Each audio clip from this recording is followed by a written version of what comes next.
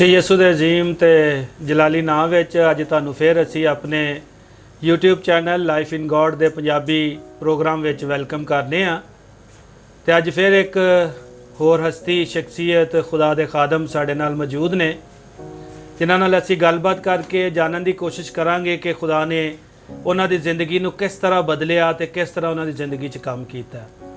ਤੇ ਸਾਡੇ ਅੱਜ ਦੇ ਮਹਿਮਾਨ ਨੇ ਜਨਾਬ ਆਸ਼ਰ ਕਮਰ ਸਾਹਿਬ। ਆਸ਼ਰ ਕਮਰ ਸਾਹਿਬ ਜਿਹੜੇ ਨੇ ਇਹ ਸ਼ੌਕਤ ਖਾਨਮ ਮੈਮੋਰੀਅਲ ਹਸਪੀਟਲ ਵਿੱਚ ਖਿਦਮਤ ਅੰਜਾਮ ਦੇ ਰਹੇ ਨੇ ਤੇ ਬਾਕੀ ਗੱਲਬਾਤ ਉਹਨਾਂ ਨੂੰ ਪੁੱਛਨੇ ਆ। ਤੇ ਆਸ਼ਰ ਸਾਹਿਬ ਤੁਹਾਨੂੰ ਅਸੀਂ ਵੈਲਕਮ ਕਰਨੇ। Thank you very much and God bless you. ਤੇ ਥੋੜਾ ਜਿਹਾ ਤੁਸੀਂ ਆਪਣੇ ਬਚਪਨ ਦੇ ਬਾਰੇ ਆਪਣੀ ਖਾਨਦਾਨੀ ਹਿਸਟਰੀ ਦੇ ਬਾਰੇ ਦੱਸੋ ਕਿ ਤੁਹਾਡਾ ਵੀ ਇਸ ਤਰ੍ਹਾਂ ਹੀ ਜਿਸ ਤਰ੍ਹਾਂ ਹਰ ਮਸੀਹੀ ਚਰਚ ਜਾਂਦਾ ਹੈ ਖੁਦਾ ਦੇ ਨਾਲ ਇਬਾਦਤ ਕਰਨ ਲਈ, ਤੁਹਾਡਾ ਵੀ ਕੋਈ ਇੰਦਾ ਸਿਲਸਿਲਾ ਸੀ ਕਿ ਤੁਸੀਂ ਵੀ ਬਸ ਹੋਰ ਬਹੁਤ ਸਾਰੇ ਲੋਕਾਂ ਦੀ ਤਰ੍ਹਾਂ ਇੱਕ ਨਾਂ ਦਾ ਹੀ ਮਸੀਹੀ ਸੋ? ਮੈਂ ਐਕਚੁਅਲੀ ਇੱਕ ਨਾਂ ਦਾ ਮਸੀਹੀ ਸਾਂ। ਸਾਡੇ ਖਾਨਦਾਨ 'ਚ ਕੋਈ ਪਾਸਟਰ ਜਾਂ ਖੁਦਾ ਦਾ ਖਾਦਮ ਨਹੀਂ ਸੀ ਔਰ ਸਾਡੀ ਰੂਟੀਨ ਸੀ, ਇੱਕ ਆਦਤ ਸੀ ਅਸੀਂ ਕਿਸ ਤਰ੍ਹਾਂ ਤਿਉਹਾਰ ਦੇ ਤੌਰ 'ਤੇ ਅਸੀਂ ਈਸਟਰ ਤੇ ਕ੍ਰਿਸਮਸ ਤੇ ਚਰਚ ਜਾਂਦੇ ਸਾਂ ਔਰ ਉਹ ਵੀ ਜਦੋਂ ਕਲਾਮ ਖ਼ਤਮ ਹੋ ਜਾਂਦਾ ਸੀ ਜ਼ਿਆਦਾਤਰ ਮੇਰੀ ਕੋਸ਼ਿਸ਼ ਹੁੰਦੀ ਸੀ ਕਿ ਉਦੋਂ ਜਾਏ ਆਖਰ ਤੇ ਜਾਇਆ ਜਾਏ ਕਿ ਥੋੜ੍ਹਾ ਟਾਈਮ ਰਹਿ ਗਿਆ। ਤੇ ਤੁਹਾਡੀ ਐਜੂਕੇਸ਼ਨ ਕਿੰਨੀ ਹੈ, ਤੁਸੀਂ ਕਿੰਨਾ ਪੜ੍ਹੇ ਹੋ? ਮੈਂ ਗ੍ਰੈਜੂਏਸ਼ਨ ਕੀਤਾ ਹੈ, ਇਹਦੇ ਇਲਾਵਾ ਮੈਂ ਨਰਸਿੰਗ ਕੀਤੀ ਹੈ ਔਰ ਨਰਸਿੰਗ ਮੈਨੂੰ ਤਕਰੀਬਨ 16 ਸਾਲ ਹੋ ਗਏ ਨੇ। ਮੈਂ ਸ਼ੌਕਤ ਖਾਨਮ 'ਚ ਐਜ਼ ਏ ਮੇਲ ਨਰਸ ਆਪਣੀ ਖਿਦਮਤ ਅੰਜਾਮ ਦੇ ਰਿਹਾ। ਤੁਸੀਂ ਨਰਸਿੰਗ ਕੀਤੀ ਹੈ ਤੇ ਤੁਹਾਡਾ ਜਿਹੜਾ ਪ੍ਰੋਫੈਸ਼ਨ ਹੈ ਉਹ ਨਰਸਿੰਗ ਹੈ ਜੀ ਜੀ। ਤੇ ਕਿਸ ਤਰ੍ਹਾਂ ਤੁਸੀਂ ਇਹਦੇ 'ਚ ਤਰੱਕੀ ਕੀਤੀ ਹੈ, ਥੋੜ੍ਹਾ ਜਿਹਾ ਦੱਸੋ।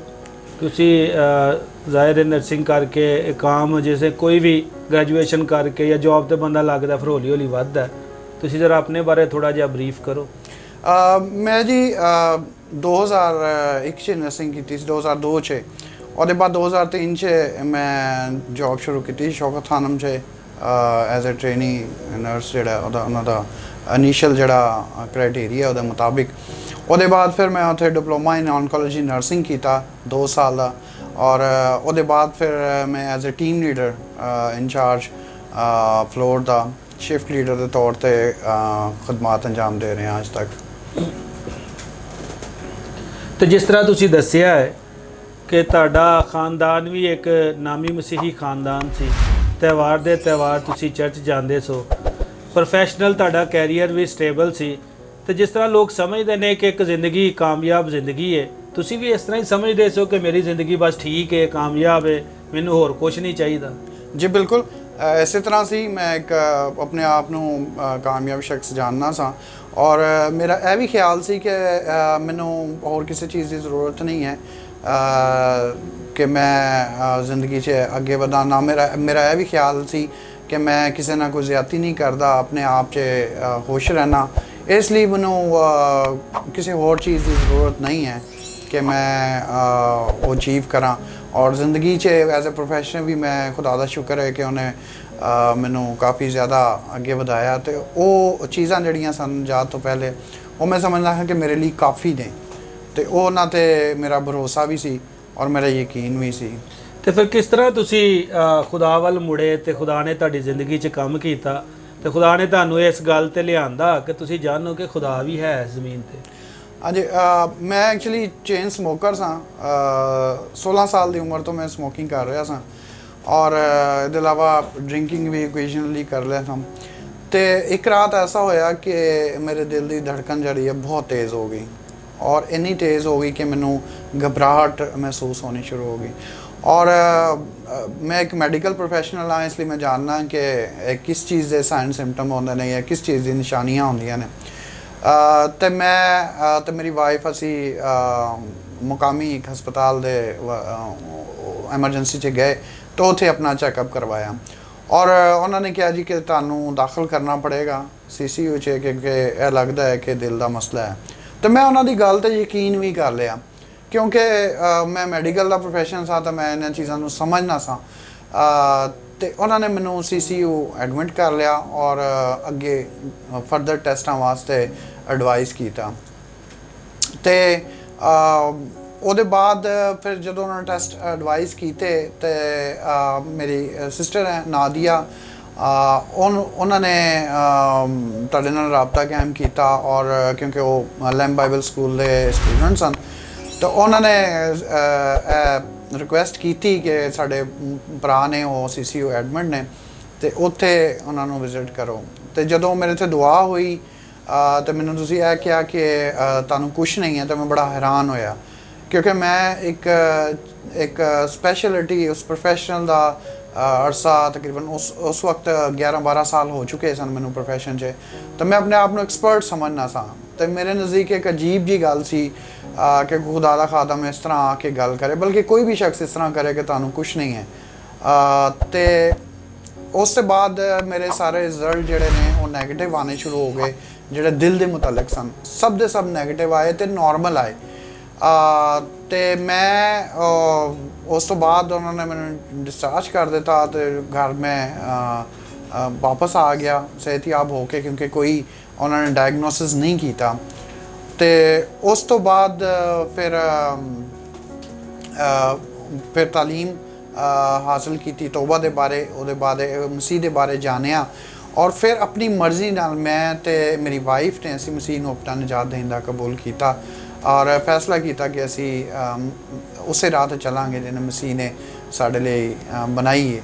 ਯਾਨੀ ਅਸੀਂ ਇਹਨੂੰ ਇੰਝ ਵੀ ਕਹਿ ਸਕਦੇ ਹਾਂ ਕਿ ਜਦੋਂ ਤੁਹਾਡੇ ਦਿਲ ਦਾ ਮਸਲਾ ਹੋਇਆ, ਡਾਕਟਰਾਂ ਨੇ ਤੁਹਾਨੂੰ ਡਰਾਇਆ, ਜਦ ਕਿ ਡਾਕਟਰ ਤੇ ਆਪਣੀ ਜਗ੍ਹਾ ਸੱਚ ਹੀ ਦੱਸ ਰਹੇ ਸਨ, ਤੇ ਤੁਹਾਨੂੰ ਖੁਦਾ ਦੀ ਕੁਦਰਤ ਦਾ ਵੀ ਤਜਰਬਾ ਨਾਲ ਹੋਇਆ ਉਸੇ ਵੇਲੇ CCU ਦੇ ਵਿੱਚ।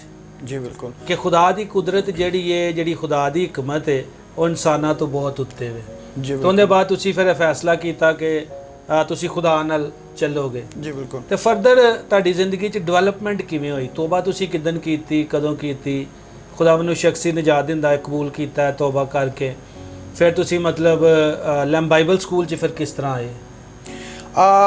ਤੁਹਾਡੀ ਬਿਲਕੁਲ ਗੱਲ ਵਜ੍ਹਾ ਹੈ ਕਿ CCU 'ਚ ਜਦੋਂ ਮੈਂ ਥੋੜ੍ਹਾ ਜਿਹਾ ਇੱਕ ਐਡ ਕਰਦਾ ਜਾਵਾਂ ਇਸ ਗੱਲ ਦੇ ਤਨਾਜ਼ਰ 'ਚ, ਉਹ ਬੜਾ ਹੌਰੇਬਲ ਸੀਨ ਸੀ। ਉੱਥੇ 7 ਬੈੱਡ ਸਨ ਤੇ 7ਵੇਂ ਬੈੱਡ ਦਾ ਨੰਬਰ ਮੇਰਾ ਸੀ ਔਰ ਮੈਂ ਕੁਛ ਰਾਤਾਂ ਉੱਥੇ ਗੁਜ਼ਾਰੀਆਂ ਨੇ CCU 'ਚ, ਤੇ ਇੱਕ ਇੱਕ ਕਰਕੇ ਜਿਹੜੇ ਮੇਰੇ ਨਾਲ ਦੇ ਮਰੀਜ਼ ਸਨ ਉਹਨਾਂ ਦੀ ਡੈਥ ਹੁੰਦੀ ਗਈ ਔਰ ਆਖਰ ਤੇ ਇੱਕ ਰਾਤ ਐਸੀ ਸੀ ਜਦੋਂ ਮੈਂ ਇਕੱਲਾ ਉੱਥੇ ਲੇਟਿਆ ਹੋਇਆ ਸਾਂ CCU ਵਾਰਡ 'ਚ, ਉੱਥੇ ਕੋਈ ਹੋਰ ਮਰੀਜ਼ ਨਹੀਂ ਸੀ ਔਰ ਮੈਂ ਉਦੋਂ ਇਸ ਗੱਲ ਤੇ ਦੁਆ ਦੀ ਕੁਦਰਤ ਤੇ ਮੈਨੂੰ ਥੋੜ੍ਹਾ ਜਿਹਾ ਭਰੋਸਾ ਮੇਰਾ ਹੋਰ ਵੱਧ ਗਿਆ ਕਿ ਖੁਦਾ ਦੇ ਖਾਦਮ ਨੇ ਦੁਆ ਕੀਤੀ ਹੈ, ਉਹਨਾਂ ਨੇ ਕਿਹਾ ਤੁਹਾਨੂੰ ਕੁਛ ਨਹੀਂ ਹੈ।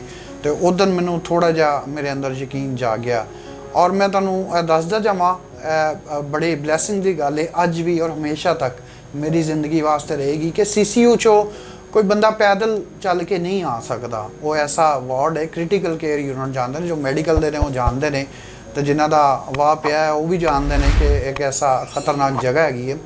ਲੇਕਿਨ ਖੁਦਾ ਦੇ ਫਜ਼ਲ ਨਾਲ ਦੁਆ ਜਦੋਂ ਮੇਰੇ ਤੇ ਹੋਈ ਔਰ ਖੁਦਾ ਦੇ ਖਾਦਮ ਨੇ ਡਿਕਲੇਅਰ ਕੀਤਾ ਕਿ ਤੁਹਾਨੂੰ ਕੁਛ ਨਹੀਂ ਹੈ, ਤੁਸੀਂ ਸਿਹਤਯਾਬ ਹੋ, ਤੇ ਮੈਂ ਉਸ CCU ਵਾਰਡ 'ਚੋਂ ਪੈਦਲ ਚੱਲ ਕੇ ਬਾਹਰ ਆਇਆ। ਖੁਦਾ ਨੇ ਮੈਂ ਸਮਝਦਾ ਕਿ ਖੁਦਾ ਦਾ ਫਜ਼ਲ ਸੀ ਕਿ ਉਹ ਇਸ ਖਤਰਨਾਕ ਜਗ੍ਹਾ 'ਤੇ ਜਿਸ ਤਰ੍ਹਾਂ ਇੱਕ ਉੱਥੇ ਮਾਹੌਲ ਕਬਰਸਤਾਨ ਦਾ ਸੀ, ਉਹ ਤੋਂ ਖੁਦਾ ਮੈਨੂੰ ਪੈਦਲ ਸਹੀ ਸਲਾਮਤ ਚਲਾ ਕੇ ਕੱਢ ਆਇਆ। ਤੇ ਖੁਦਾ ਤੇ ਤੋਬਾ ਵੱਲ ਆਉਣ ਦਾ ਤੇ ਖੁਦਾ ਯਿਸੂ ਮਸੀਹ ਨੂੰ ਆਪਣਾ ਨਜਾਤ ਦੇਣ ਦਾ ਕਬੂਲ ਕਰਨ ਦਾ ਇੱਕ ਇਹ ਵੀ ਬੜਾ ਫੈਕਟਰ ਹੈ। ਇੱਕ ਇਹ ਉਹ ਸਟੋਰੀ ਹੈ ਜੋ ਕਿ ਮੈਂ ਚਾਹੁੰਦਾ ਕਿ ਤੁਸੀਂ ਸਾਰੇ ਸੁਣੋ ਔਰ ਇਹਦੇ ਨਾਲ ਬਰਕਤ ਹਾਸਲ ਕਰੋ ਕਿਉਂਕਿ ਖੁਦਾ ਨੇ ਮੇਰੇ ਤੇ ਫਜ਼ਲ ਕੀਤਾ। ਉਸ ਤੋਂ ਬਾਅਦ ਮੈਂ ਲੈਂਬ ਬਾਈਬਲ ਸਕੂਲ ਦੇ ਨਾਲ ਇੱਕ ਟੂਰ ਸੀ ਜਿਹੜਾ ਮਰੀ ਦਾ 2016 'ਚ ਉਹਦਾ ਹਿੱਸਾ ਬਣੇ, ਤੇ ਮੈਂ ਤੇ ਮੇਰੀ ਵਾਈਫ ਤੇ ਮੇਰੇ ਬੱਚੇ ਅਸੀਂ ਸਾਰੇ ਉਸ ਟੂਰ ਦੇ ਵਿੱਚ ਗਏ ਜੋ ਕਿ ਬਾਈਬਲ ਸਟੂਡੈਂਟਸ ਵਾਸਤੇ ਸੀ ਔਰ ਕਾਫੀ 6 ਦਿਨ ਦਾ ਉਹ ਟੂਰ ਸੀ ਜਿਹਦੇ ਵਿੱਚ ਕਲਾਮ ਸ਼ੇਅਰ ਕੀਤਾ ਜਾਣਾ ਸੀ ਤੇ ਬਾਈਬਲ ਕਲਾਸਿਸ ਸਨ। ਤੇ ਮੇਰਾ ਇਹ ਆਈਡੀਆ ਸੀ ਕਿ ਮੈਂ ਤੇ ਮੇਰੀ ਵਾਈਫ ਚੁੱਕੇ ਸੀ ਉਦੋਂ ਬਾਈਬਲ ਸਕੂਲ ਦਾ ਹਿੱਸਾ ਨਹੀਂ, ਤਾਂ ਅਸੀਂ ਸਕਿਪ ਹੋ ਜਾਵਾਂਗੇ ਉੱਥੇ ਤੇ ਮਰੀ ਦੀ ਸੈਰ ਕਰਕੇ ਆਵਾਂਗੇ, ਇਹ ਸੋਚ ਕੇ ਅਸੀਂ ਗਏ ਸਾਂ। ਲੇਕਿਨ ਜਦੋਂ ਉੱਥੇ ਗਏ ਔਰ ਖੁਦਾ ਦਾ ਕਲਾਮ ਸ਼ੇਅਰ ਹੋਇਆ ਤੇ ਸੁਣਿਆ, ਤੇ ਫਿਰ ਇੰਝ ਹੋਇਆ ਕਿ ਜੈਸੇ ਖੁਦਾ ਦੇ ਪਾਕ ਰੂਹ ਨੇ ਸਾਨੂੰ ਬੰਨ੍ਹ ਕੇ ਉੱਥੇ ਬਿਠਾ ਦਿੱਤਾ ਹੈ ਤੇ ਸਾਡੇ ਕੋਲ ਹਿੱਲਿਆ ਨਹੀਂ ਗਿਆ ਤੇ ਅਸੀਂ ਉੱਥੋਂ ਉੱਠ ਨਹੀਂ ਸਕੇ। ਤੋ ਐਸ ਉਹਦੇ ਬਾਅਦ ਅਸੀਂ ਫਿਰ ਲੈਂਬ ਬਾਈਬਲ ਸਕੂਲ ਅਸੀਂ ਜੁਆਇਨ ਕੀਤਾ, ਕਿਉਂਕਿ ਮੈਂ ਤੇ ਮੇਰੀ ਵਾਈਫ ਅਸੀਂ ਬਕਾਇਦਾ ਖੁਦਾ ਦੇ ਕਲਾਮ ਨੂੰ ਪੜ੍ਹਨਾ ਸਿੱਖਣਾ ਜਾਣਨਾ ਚਾਹੁੰਦੇ ਸਾਂ, ਖੁਦਾ ਦੇ ਕਲਾਮ ਦੇ ਮੁਤਾਲਿਕ, ਖੁਦਾ ਦੇ ਮੁਤਾਲਿਕ ਤੇ ਯਿਸੂ ਮਸੀਹ ਦੇ ਮੁਤਾਲਿਕ ਅੱਗੇ, ਤਾਂ ਕਿ ਅਸੀਂ ਇਹਦੇ 'ਚ ਹੋਰ ਅੱਗੇ ਵਧੀਏ। ਤੇ ਫਿਰ ਅਸੀਂ ਲੈਂਬ ਬਾਈਬਲ ਸਕੂਲ 2016 ਅਗਸਤ 2016 'ਚ ਜੁਆਇਨ ਕੀਤਾ ਔਰ ਉਸ ਤੋਂ ਬਾਅਦ ਫਿਰ ਕੰਟੀਨਿਊ ਉਹਨੂੰ ਕਲਾਸਿਸ ਨੂੰ ਕੰਟੀਨਿਊ ਕੀਤਾ। ਤੇ ਤੁਸੀਂ 3 ਸਾਲ ਫਿਰ ਲਗਾਤਾਰ ਬਾਈਬਲ ਸਕੂਲ ਦਾ ਹਿੱਸਾ ਰਹੇ? ਜੀ ਬਿਲਕੁਲ। ਤੇ ਤੁਸੀਂ ਛੁੱਟੀ ਵੀ ਕੋਈ ਨਹੀਂ ਕੀਤੀ? ਜੀ ਬਿਲਕੁਲ। ਤੇ ਇਹਦੇ ਤੇ ਵੀ ਥੋੜੀ ਜਿਹੀ ਰੋਸ਼ਨੀ ਪਾਓ ਕਿ ਤੁਸੀਂ ਕਿਵੇਂ ਆਪਣੇ ਜੌਬ ਨੂੰ ਮੈਨੇਜ ਕਰ ਲੈਂਦੇ ਸੋ ਨਾਲ ਕਿ ਤੁਸੀਂ 3 ਸਾਲ ਲਗਾਤਾਰ ਹਰ ਹਫਤੇ ਕਲਾਸ ਲਈ ਆਉਂਦੇ ਸੋ ਤੇ ਛੁੱਟੀ ਵੀ ਨਹੀਂ ਕਰਦੇ ਸੋ? ਪਹਿਲੀ ਤੇ ਗੱਲ ਇਸ ਚੀਜ਼ ਦਾ ਕ੍ਰੈਡਿਟ ਸਿਰਫ ਖੁਦਾ ਦਾ ਫਜ਼ਲ ਹੈ, ਉਹਨੇ ਮੈਨੂੰ ਫਜ਼ਲ ਦਿੱਤਾ ਕਿ ਮੈਂ ਕਰ ਸਕਾਂ। ਦੂਸਰੀ ਚੀਜ਼ ਜਿਹੜੀ ਹੈ ਖੁਦਾ ਦਾ ਕਲਾਮ ਹੈ। ਖੁਦਾ ਦਾ ਕਲਾਮ ਇਹ ਕਹਿੰਦਾ ਹੈ ਕਿ ਸਾਰਾ ਇਖਤਿਆਰ ਜਿਹੜਾ ਜ਼ਮੀਨ 'ਤੇ ਖੁਦਾ ਨੇ ਜਿਹੜਾ ਆਦਮ ਨੂੰ ਦਿੱਤਾ ਕਿ ਉਹ ਇਖਤਿਆਰ ਰੱਖੇ ਇਸ ਦੁਨੀਆ 'ਚ। ਤੇ ਮੈਂ ਡਿਕਲੇਅਰ ਕਰਨਾ ਸਾਂ, ਮੈਂ ਆਪਣੇ ਡਿਕਲੇਅਰ ਕਰਨਾ ਸਾਂ, ਕਲਾਮ ਨੂੰ ਡਿਕਲੇਅਰ ਕਰਨਾ ਸਾਂ ਕਿ ਮੇਰੇ ਕੋਲ ਇਖਤਿਆਰ ਹੈ ਕਿ ਮੈਂ ਆਪਣੇ ਪਲਾਨ ਕਰ ਸਕਣਾ ਖੁਦਾ ਦੇ ਕਲਾਮ ਨੂੰ ਸਿੱਖਣ ਲਈ ਜਾਂ ਖੁਦਾ ਦੀ ਰਾਹ 'ਤੇ ਚੱਲਣ ਲਈ। ਔਰ ਉਸ ਤੋਂ ਇਲਾਵਾ ਇੱਕ ਹੋਰ ਚੀਜ਼ ਸੀ ਕਿ ਮੈਂ ਆਪਣਾ ਜਿਹੜਾ ਵੀਕਲੀ ਆਫ ਸੀ ਉਹ ਮੈਨੇਜ ਕਰਨਾ ਸਾਂ। ਮੈਂ ਆਪਣੇ ਵਾਸਤੇ ਨਹੀਂ ਇਸਤੇਮਾਲ ਕਰਨਾ ਸਾਂ ਬਲਕਿ ਕਲਾਸ ਵਾਸਤੇ ਇਸਤੇਮਾਲ ਕਰਨਾ ਸਾਂ, ਤਾਂ ਕਿ ਜਿਹੜਾ ਹਫਤੇ 'ਚ ਇੱਕ ਛੁੱਟੀ ਹੈ ਉਹ ਦਿਨ ਮੈਂ ਕਲਾਸ 'ਚ ਆਰਾਮ ਨਾਲ ਜਾ ਸਕਾਂ।